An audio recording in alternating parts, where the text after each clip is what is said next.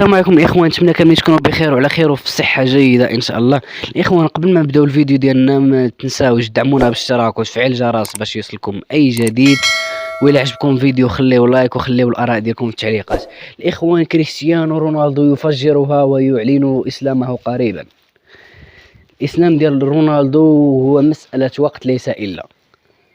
هو بعدا في التصرفات ديالو كتاكد باللي انه بواحد 90% 80% يعني كيدير تصرفات ديال المسلمين. اول حاجه الاخوان هو كيرفض رفضا تاما على ترويج الكحول في المؤتمرات الصحفيه اللي كيكون كيديرها كريستيانو رونالدو. زائد على ذلك الاخوان انه ديما كيتبرع بالدم للمستشفيات، وكذلك فوز فيه بثلاث احذيه ذهبيه اللي كان فاز بها هداها الاطفال ديال غزه.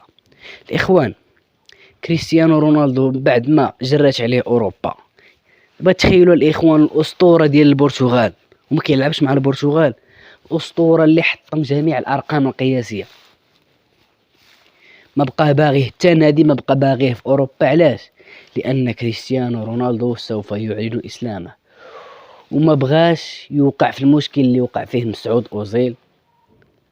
راكم شفتوا اللاعب الالماني اللي من اصول تركيه اللي كان مسلم، والعنصريه اللي كان تعرض لها. كريستيانو رونالدو ما بغاش يدير داك الخطا اللي وقع فيه مسعود اوزيل، وقرر يخلي الاسلام ديالو بينه وبين راسو.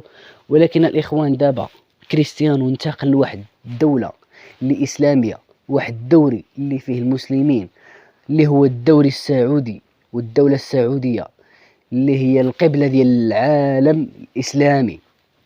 يعني دابا ما غاديش يبقى مخبي الاسلام ديالو، وغيعلنها قريبا الاخوان نتمنى منكم تدعمونا بالاشتراك كما قلت في الاول ديال الفيديو، وما تنساوناش بلي لايك. وإلا عجبكم الفيديو خليو الاراء ديالكم في التعليقات. تلقاو الخير.